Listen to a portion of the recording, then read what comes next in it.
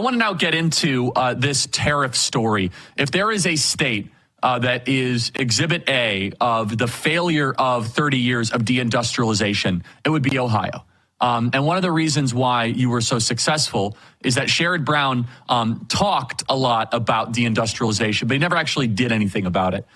Your comment on President Trump last evening, fulfilling a campaign mandate, saying that he will protect American industry and protect the great people of Ohio's jobs in Athens, Ohio, or in Columbus, Ohio, in the communities that make America so great. Your comments, Bernie Moreno. No, you're exactly right, Charlie. Look, in 1949, 6 of the wealthiest 14 cities in America were in Ohio. We were the rubber capital in Akron. We were the steel capital in Youngstown. We were the glass capital in Toledo. We were the computing capital in Downton, Dayton. What we've seen is not just the last 30 or 40 years of Democrats, but also Republicans that voted to send our industries overseas, gutted our middle class, destroyed these communities. And while Sherrod Brown talked about it, under his watch alone, we lost 200,000 manufacturing jobs. And what President Trump did yesterday was absolutely unbelievable. He laid down the gauntlet.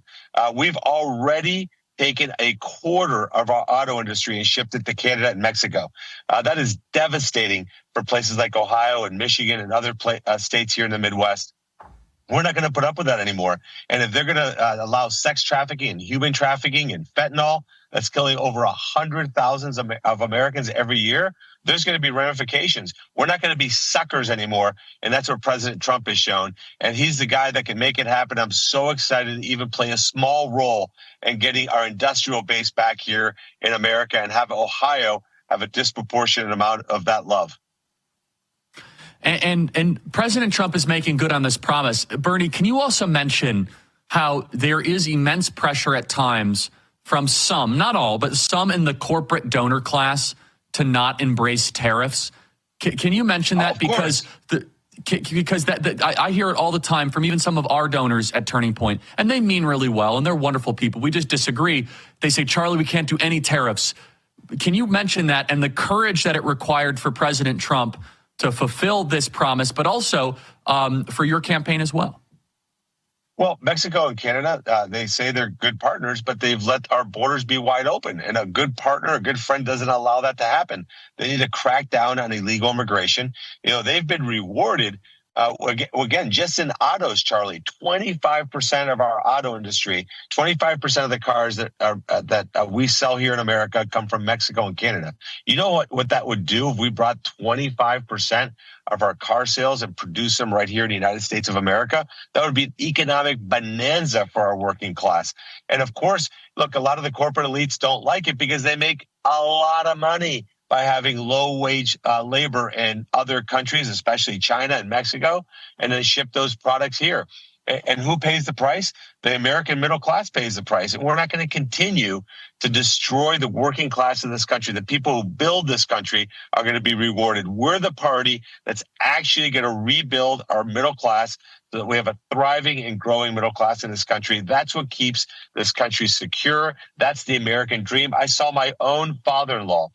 He's a guy that is a guy who graduated from high school, went to work at U.S. Steel, worked there most of his life, was able to raise 3 kids in a safe community, own a home, own a car, and is now retired debt-free. That's the American dream, and that's what we're going to restore in this country. I love that. Let me play a piece of tape here from Howard Lutnick, who is the incoming Commerce Secretary and also going to be the U.S. Trade Representative. Play cut 37, please. And of course, it's a bargaining chip. We can't sell a Ford or GM in Europe. You go to Europe, you can't sell a Ford or GM. Why? There's 100% tariffs. How about in Japan? 100% tariffs. So do you think if we said, we're going to tariff you the way you tariff us, do you think they're going to allow Mercedes and all these Japanese companies and Porsches and BMWs to all of a sudden have 100% tariffs in America? Of course not. They're going to come and negotiate, and their tariffs are going to come down. And finally, Ford and General Motors are going to be able to sell in these places. How's that sound, Andrew? Of course they're going to come down. Of course. This is just negotiating. Your thoughts, Bernie, on Howard's comments? Look, at the end of the day, President Trump laid it out a long time ago. We have leaders that haven't been very smart, Charlie. They've sold this country out. We're going to require fair trade. If one country wants to put in a tariff on our products to their country, maybe we should reciprocate by a 3 or 4 times tariff on their products. We're not going to continue to get rolled by these countries. And unfortunately, as you know, Charlie, we have leaders that are corrupt. They've allowed that to happen because it's been rewarding for them personally.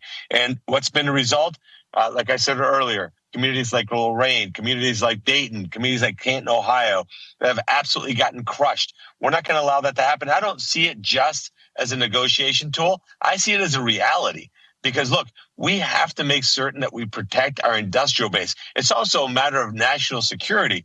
You know, if we were ever to fight any kind of conflict along even remotely the scale of World War II, we do not have the industrial base, Charlie. We've allowed 80% of our pharmaceuticals to be made in China. Most semiconductor chips are made in Taiwan and overseas. We cannot allow our country to get crushed from the inside. So it's not just, of course, I agree with Howard, it is a negotiation, but I agree with President Trump more, which is that this is something that we have to look at because there's some industries that we're going to make certain that we protect here in the United States of America.